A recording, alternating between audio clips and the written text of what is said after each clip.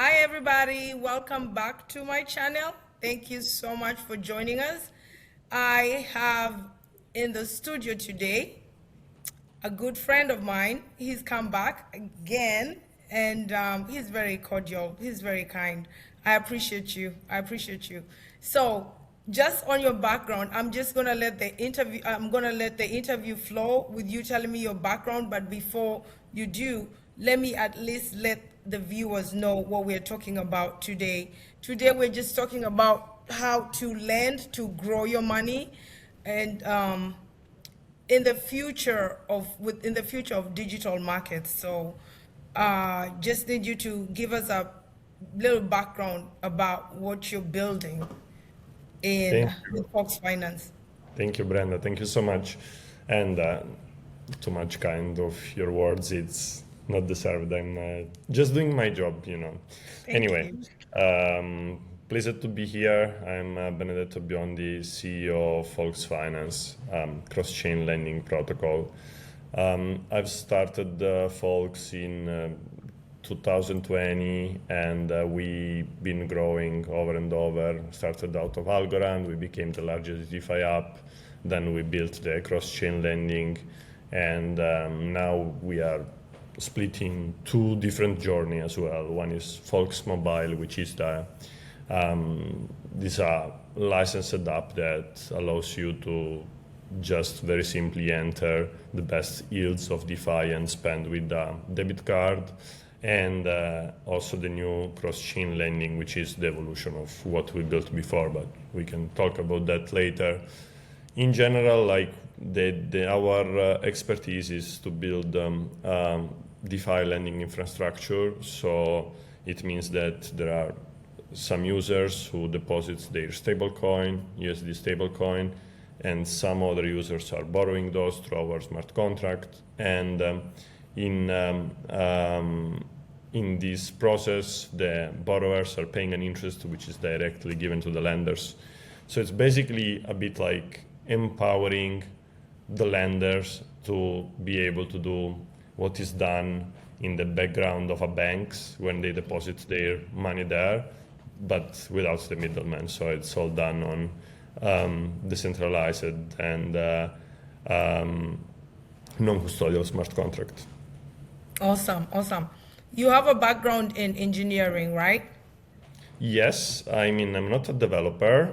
I've studied my bachelor in mechanical engineering, which was for me very useful to learn like the, let's say, analytical method and how to solve problems. Then I did the master degree in management and innovation engineering.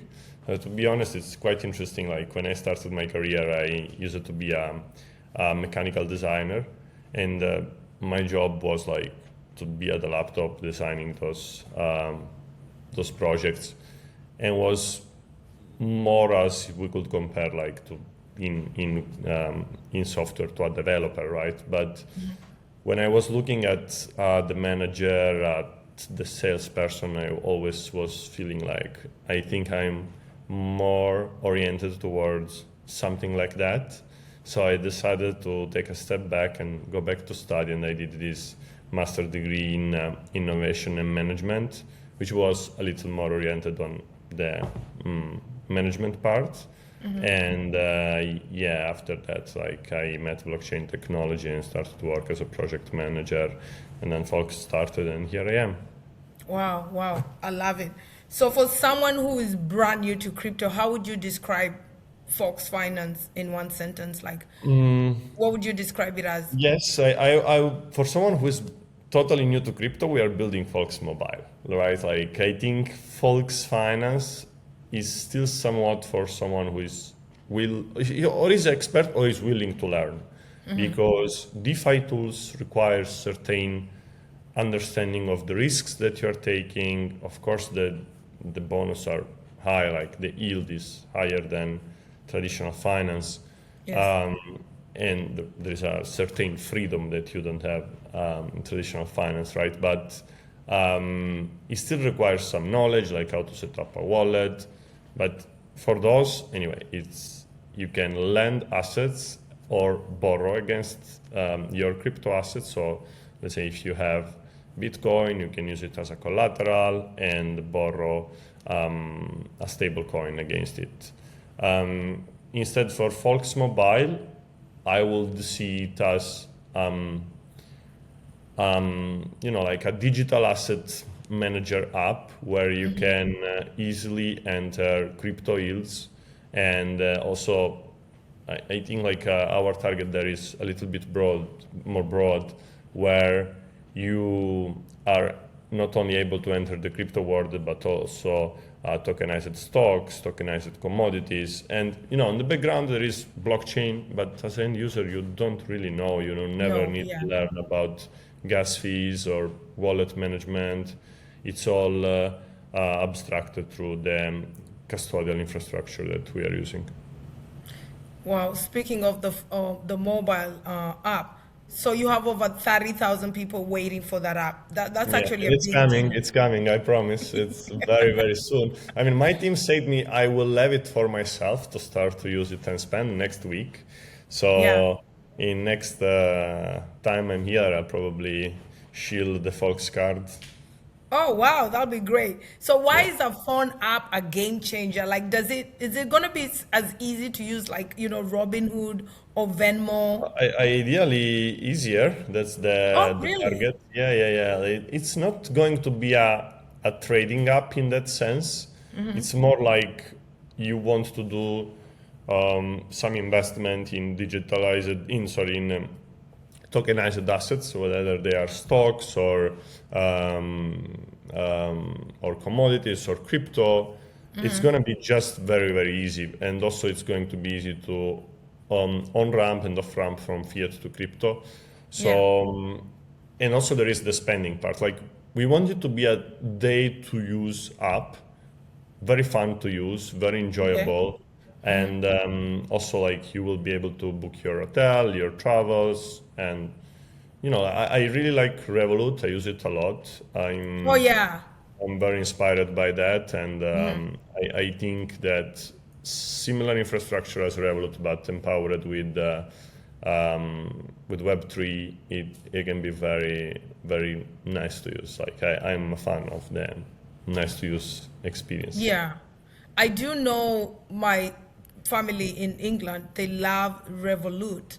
So that means for them who are not too, they're not degens. They're just like, they're newbies. So if it's gonna be something like Revolut or even better with Web3, then definitely I see why you have 30,000 people waiting in line to get in. Yeah, and look, it was something that I wouldn't build something that I don't use, first and foremost. Yeah. So in my daily life, what I will do is I will take my stable coin yielding on Folks. Then when I would need to off ramp them, I will bring them on an exchange account on Binance, for example, and then withdraw it to my Revolut and then spend it with Revolut, right? So Yeah. the process is complex. It's not easy. So I just No, want it's one not. app where I can do all of that, and that's it. Like, very, And that's very, what very, people need. You're right. yes. Yeah. Sometimes we just need simplicity. Yeah. So no, because right now we have using several blockchains like Ethereum, Avalanche. It feels like you're traveling in different countries with several different passports. So what is the new chain you're building, the V2, Yeah. that we're looking forward to? Is that going to keep us in one place so that we can have that one golden passport to travel around different Chain. chains or Yeah, yeah, yeah. blockchains? Yeah, that's the idea. But V2 is specifically also for lending. Yes, we integrate the swaps. But yeah, the idea is you see the markets, you see where you have your assets, and let's say if you have different assets on different chain, you can simply use one single app and one single interface to yield on that very, very easily. So let's say you want to, I don't know, deposit ETH on Ethereum, and at the same time you have Avalanche on Avalanche, or Avax on Avalanche. you can do it in the same app. And yes, it simplifies a lot the journey and the experience of the user. You can already do this on Folks Finance exchange, the cross-chain lending. The V2 is going to be just simpler, and also we are going to have opening for vaults, so curators can come and launch their own cross-chain strategies. So we are still defining some of the final aspect of this design. We are spending quite a lot of time on it, and we want it to be a very good product market fit for the next years. And overall, like we are in a pretty difficult times. The world is shaking, the market isn't the best. So it's time to build, and we very good time to build. And I think most people don't realize that the technology is not going anywhere. So if you're building something that's going to last, this is just the beginning of what the future is going to be. So that being said, when you started in 2020, did you think DeFi would look like this in 2026? Or is this a year we get mainstream people jumping into DeFi in a way they don't even know they're using DeFi? Or do we still need more time? I mean, like recent acts of the last 6 months can speak loudly a bit. It's I think that when people build in a rush in bull markets, that's what happens usually. And, like people are too eager to offer the 1% yield more, and they are not taking care appropriately of what are the important things, for example, the security sometime, or managing risks in a certain way. So I believe that this is a weakness of the industry, because it also later on, it crashes the adoption, because you may enter DeFi in a bull cycle where certain products are paying like 15% APY, right? And you are not understanding where this is coming from, but your friend said you this is good, and you put your life saving on it. And then after a few months, something happened and you lost all your money. You are never coming back to this industry, right? So I feel blessed, and I think we did a good job over the years, because we never had a hack and we never lost users' money. So thanks God, or thanks our safety, we never faced such a problem, and we will do our best to never have it in future. But this also sometimes can come with difficulties in competing in a bull market, because when you are being safe and safeguarding your users, there is a competitor outside who is providing way more yield because of the crazy strategies. But our user base is very happy, very loyal. We keep growing, and that's good. We will keep doing our way.